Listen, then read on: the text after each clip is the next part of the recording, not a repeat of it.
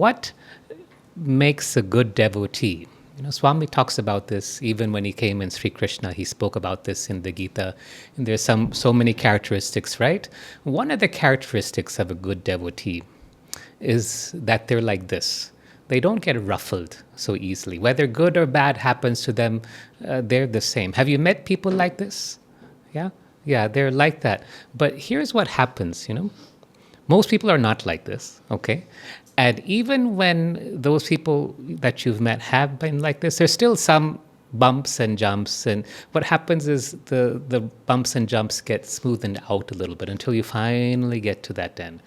So what we'll do today, if it's okay with you, is we'll talk about how to remain in that equanimous state. Specifically, how do we suffer? Okay, and how do we suffer in style? Okay, so that's the topic for today's discussion. What happens to us, and Swami says this, is that we want to get things that make us happy. And if we don't get what makes us happy, we feel sad, we feel disappointed. At the same time, if we get the things that we don't want, we feel bad. So either we don't get what we want, we feel bad. Or we get to the things we don't want, we feel bad. Either way, we suffer, correct? This is everyone's universal experience. Now, there's so many ways to approach this. What I thought I would do is just share 3 simple things that all of us can do starting today to reduce our level of suffering. It's not that after today's session, you're never going to have anything bad happen to you again. That's impossible. And it's not that after today's session, all the things that you desire in life, you're going to get 100% of them all the time. That's also impossible. But with this approach, you can reduce that bumps and jumps. Swami says like frogs jumping up and down, which many of us are. We can reduce that and be a bit more smooth in our spiritual perspective. Is that okay? Okay. So the first thing why so many of us suffer is we place our happiness on external things, right? And you've heard me repeat what Swami has said. In Prashanti Vahini, he says that so many devotees fail because they have an external focus, even in their sadhana. And if they just turn inwardly, they would find the truth that they have been looking for. So what happens is in life also we turn outside of ourselves, right? And as long as we do that, you won't find it. In fact, Swami once wrote in a letter to the students, he said, God has designed creation in such a way. Now here Swami's giving a secret of creation, okay?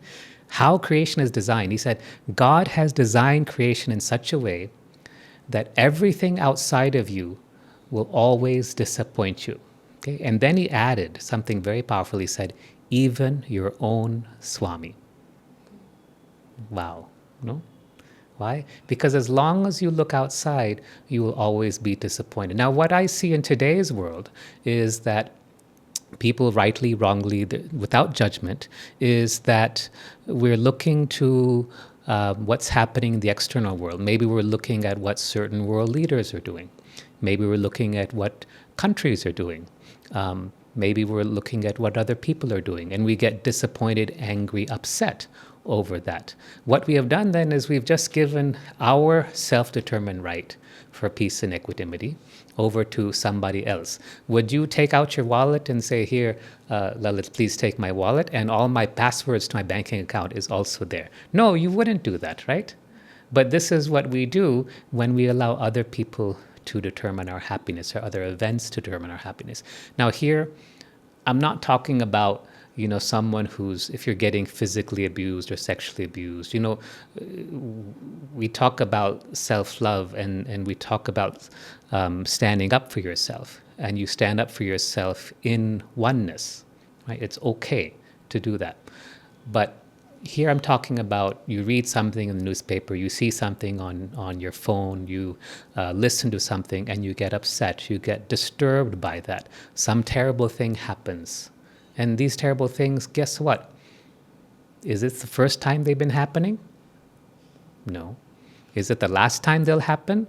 No, they go on happening. That's the nature of Kali Yuga.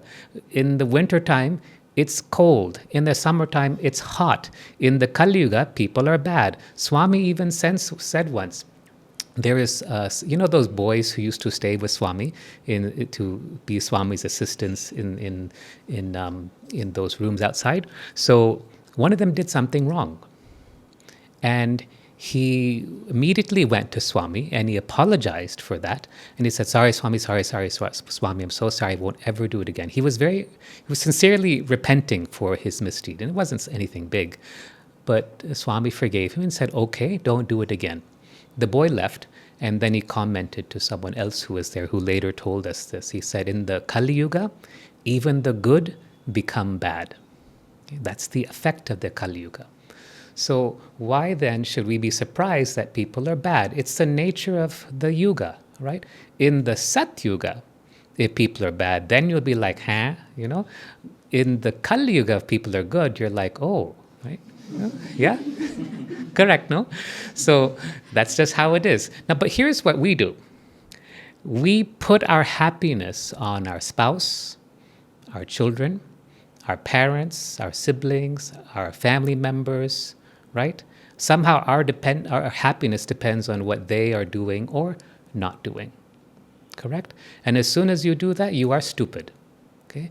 You are going to lose your ability to remain equanimous. You will lose. I guarantee it, you will lose. You will not be able to stay even like this. You're just giving away your power to remain in peace. The other day, just this past week, I had an opportunity. There was in my office, there are two people, and they were going ching, ching, ching, tush, tush, tush, and fighting like this. And I just listened. I could have stepped in as the boss and said everything right immediately, but instead I didn't. And neither did I get upset that one person was scolding the other. I just watched it quietly and let it play out. I blessed the situation, and then I let go of it. Okay? And you know what? It all worked out fine. Okay? But had I said, oh, I'm getting upset because two of my employees are fighting with each other, what would have happened to my own peace of mind, right? So, you have a small child. How many of you have kids here? Yeah? When your kid calls you, does he come the first time, every time? No? Does he come the second time you call him? No? Right. And then what happens to you? You get upset? Does your voice go higher and higher?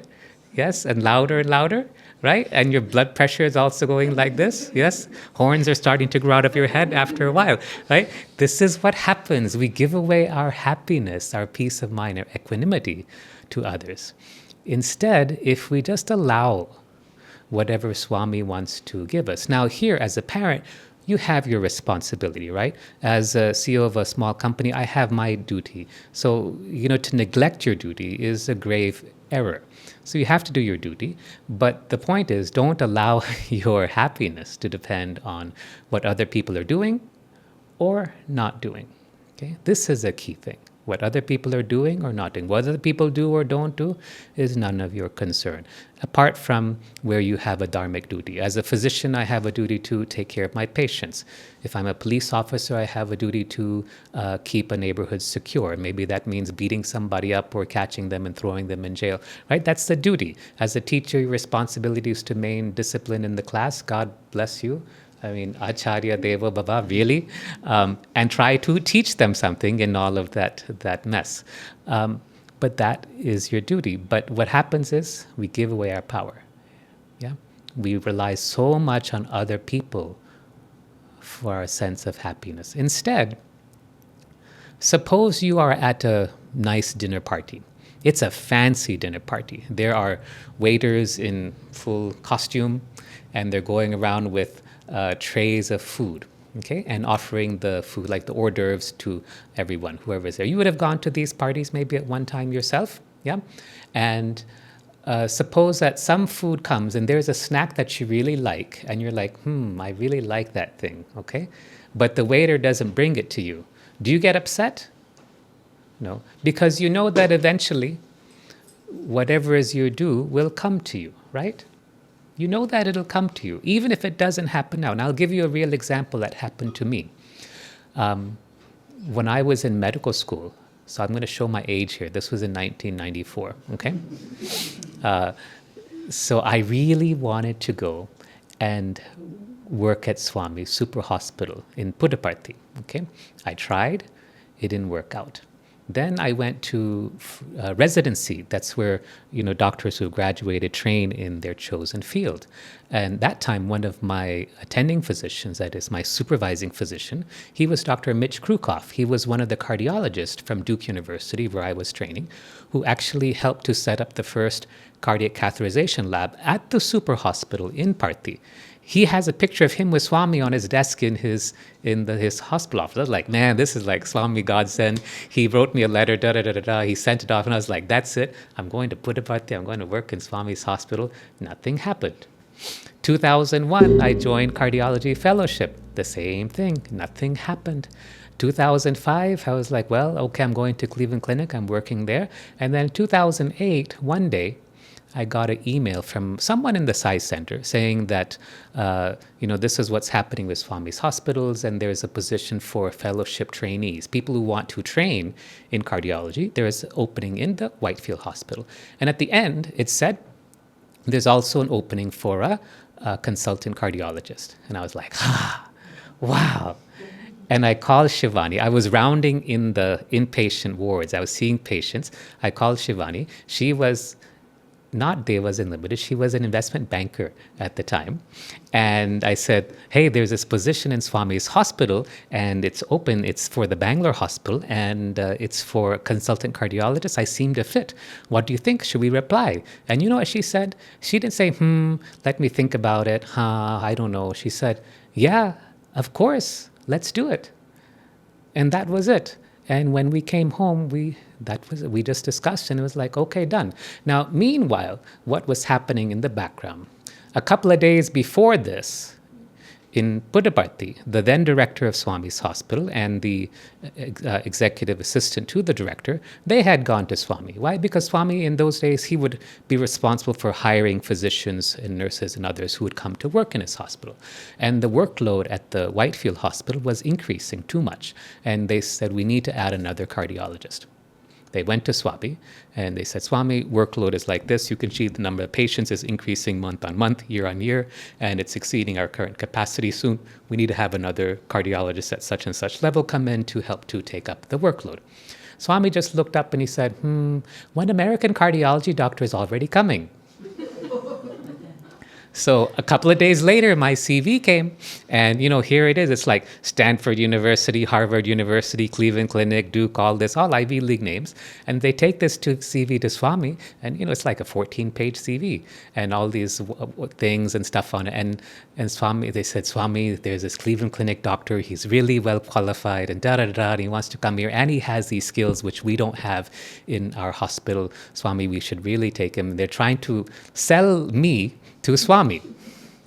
And Swami said, Nakanta Tilsure. He said, I already know all of this. Who do you think called him to come here? Okay? So when things don't happen as you want, when you want, remember that just like being in that party, right? The food is going around. It may be something you really enjoy, but it'll come to you at the right time. And you just have to trust that it will come to you. Yep. Okay. Now, let's say something is not happening that you want. Okay. Or let's say something is happening to you that you don't want. So one thing is you want something, you're not getting it. Another thing is something happens to you, you don't want it. Let me give you another real example. This was a story was told to me by one of my patients. He was in the 1990s the president of the Sri Satya Sai Seva organization for Andhra Pradesh. This was when there was no Telangana, it was all one state. And he was living in Hyderabad, and he had a driver, like many of us do here. And this driver was losing his eyesight due to a particular rare disease. And he went to the hospitals in Hyderabad, and they said, you have this rare disease, you need an operation, otherwise you're going to go completely blind, and this is the cost. Now, this is the 1990s. There is no public insurance of any type. Government hospitals didn't have the equipment and the care expertise to do this kind of complicated surgery. So that guy was like, what do I do? Even if I work my whole life, I can't afford this kind of surgery. It's like equivalent to my entire life's work. So it just happened that Swami had opened the super hospital. This was 1992. Swami's hospital opened just a few years before, right? So a few months before, sorry. So his boss, who was my patient, said, well, I'm the president of the Satya Sai Seva organization in Andhra Pradesh. I will take you and we will go to Swami's hospital and we will get you cured. So this is what they did. They went to Puttaparthi. They were seen by the ophthalmology department, and the doctor said, you have this rare disease.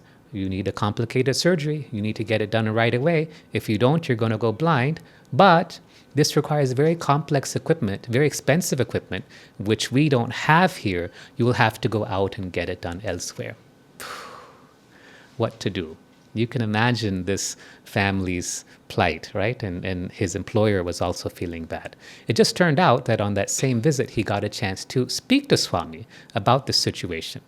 About that, Swami, we came to your hospital in full hope and faith that your doctors would be able to take care of us. But Swami, this is what they told us. What should we do? You know what Swami said? He said, "Nenen chestano, what should I do?" Actually, he said, what can I do? He says, what can I do? He said, ask him to at least do some seva so that my grace can reach him.